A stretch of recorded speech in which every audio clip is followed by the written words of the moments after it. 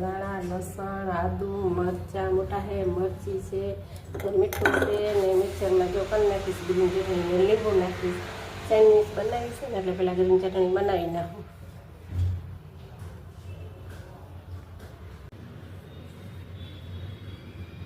જય માતાજી, જય શ્રી કૃષ્ણ.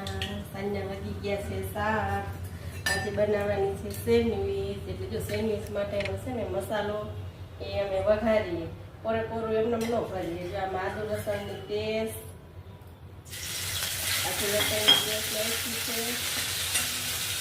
સૂકી ડુંગળી બધું એમાં સૂકી જાય. પછી અડધા ધાણા જેવું ને મીઠું, લીંબુ ને ખાંડ નાખી બટેટાનો માવો કરી લીધો. પછી બ્રેડમાં ભરી ચટણી તમે એવી રીતના બનાવો. તમે કેવી રીતના બનાવો તમે કરજો. જો આ રીતે માવો કરી નાખો, મસાલો વગર લેતા એમાં ડુંગળી ભરી તતરવા દઈ. આ રીતના કરી નાખવાનો કે કચ્છી કચ્છી મોરી કચ્ચો મેચ થઈ ગઈ.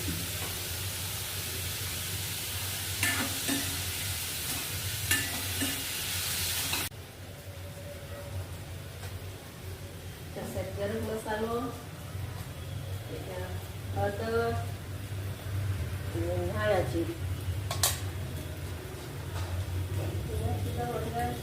બટેટાનો માવો એટલે કાચો ન લાગે. આપણે કાચું લાગે એમને રંધાયેલું હોય ને તો બ્રેડમાં મજા આવે ખાવાની. આવી રીતના બનાવજો હવે બધા. એમાં ડુંગળી ને કાકડી ને ટમેટા ને બધા એમાં કાચું નાખીને શેકીને કરતા હોય એમને એવી ન ખાવ. એમને આવી રીતના બનાવીએ. આવી રીતના સરસ લાગે.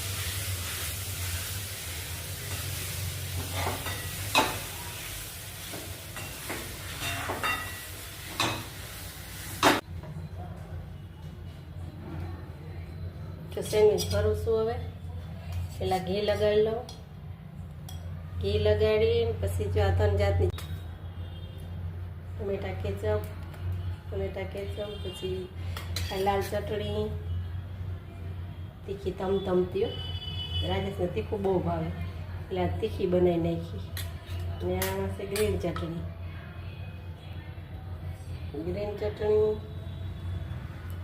હવે બટેકાનો માવો ભરી દો.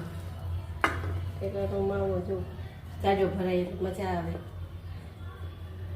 માવો ભરી ઉપરથી ભભરાવી દઈશ ટમેટા.